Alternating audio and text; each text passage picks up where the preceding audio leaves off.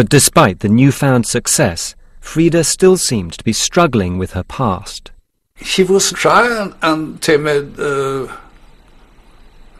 there's a lot of people around, and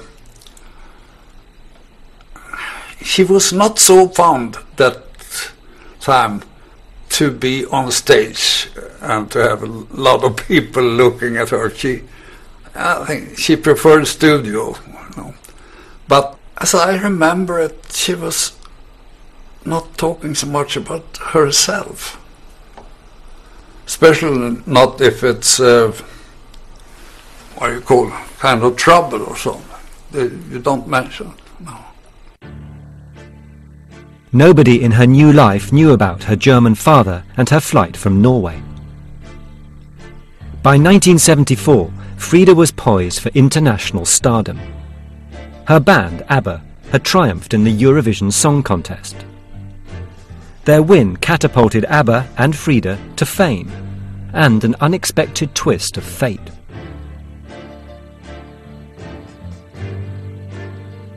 At the height of their fame, journalist Harry Edgington was commissioned to write a biography of the band. It was the first time anyone had looked behind the scenes. At that time they were certainly the biggest pop group since the Beatles, and they were selling in numbers in some countries that even the Beatles had never sold, in places like Australia, certain countries in Europe. They were just a worldwide phenomenon. Nothing got out about their earlier life. So they would be presented as the four smiling perfect Swedes. While researching his book about Abba, Harry uncovered Frida's secret, that her father had been a German soldier believed dead at the end of the war. The story was picked up by Bravo, a German pop magazine.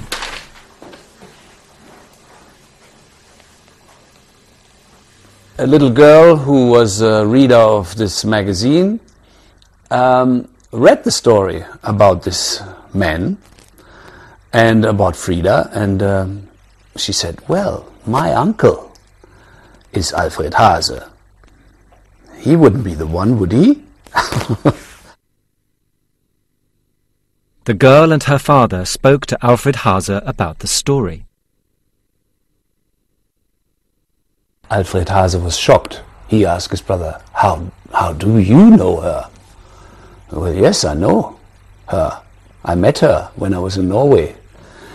And brother said, congratulations, you are the father of a very, very famous singer, one of Abba, Frida.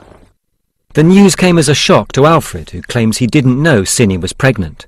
It was going to be even more of a shock for Frida. The next step for Alfred, obviously, was to get in touch with his daughter. And he started phoning their offices in Stockholm and trying to get in touch with her. And she wouldn't come to the phone. She thought it was, a crank caller, because obviously as a pop star you attract all kinds of people. You need to know that that was the time, 1977, when Abba was like absolutely super duper stars everywhere in the world. We phoned up the office of Abba and told them, and they were, of course, very careful with it and shocked, because, anybody could come along and say, well, I'm Alfred Hase. But it turned out that he knew things about her mother, and he knew things about the circumstances in Balang, and that he couldn't have known that unless he really knew Cindy Lyngstad. Frida was uncertain and asked him to fly to Stockholm to see her. The meeting convinced her that Alfred really was the father she thought was dead. Next day Frida called me and she said, Booby, I tell you, it's really true, he is my father, because he knows all the details. We made photos, and you can even tell when you see us from the side that we have the same profile. His nose is mine, my nose is his. It was very, very moving. I can imagine that Alfred Hase, as a family man, wished to have his daughter, his newfound daughter, involve her into the family as well, and sure, why shouldn't she be home for Christmas? But obviously that wasn't the case, especially Frida has lived her life until then, until she was 35, and now she meets her father, and in the beginning of course it is very emotional, but then everybody goes back to normal, everybody goes back to their lives. After 50 years of silence, a group of 122 Lebensborn children have started legal proceedings against the Norwegian government. They are asking for recognition for the abuses they have suffered. They've hired a lawyer, Randi Spidefold, to represent them. She has selected 7 of their claims to bring as a test case. But the cases have proved more of a personal challenge than she first imagined. The hardest part was in the beginning, when I heard the stories. I heard grown-up adults, women and men, crying here, telling their story in detail for the first time. They dared to open it. Well, they had to open themselves, and they had to tell me, because I had to hear the story. The Lebensborn are asking for compensation and an official apology for the wrongs that have been done to them. Of course, there is no way of repairing a ruined life. But an apology and an economical compensation would help a lot of us live a little bit easier life in their old age.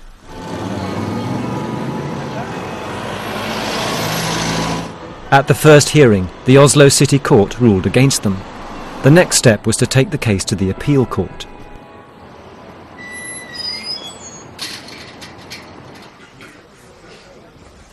The government lawyer argues that it all happened too long ago for the government to be held responsible. The hearing lasted 4 days, but the judge ruled in favour of the government, and the group's case was thrown out yet again.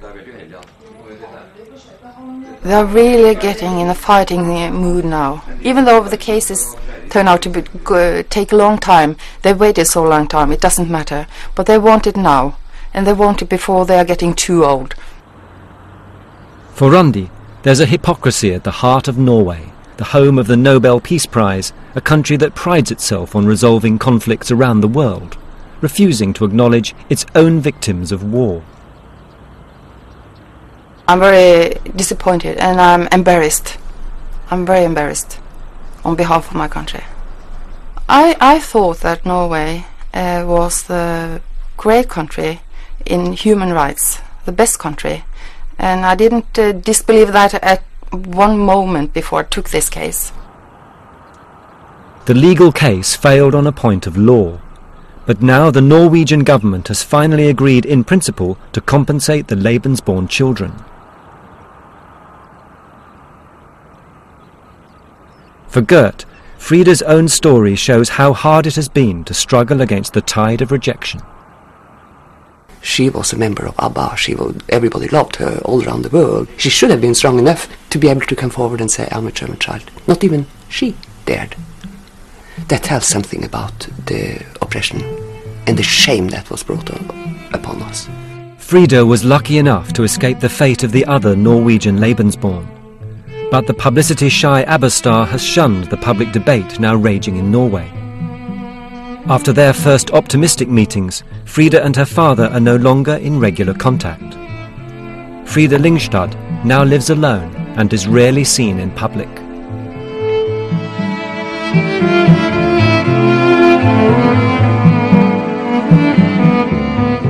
After the break, the sight and sound of some impressive heavy metal and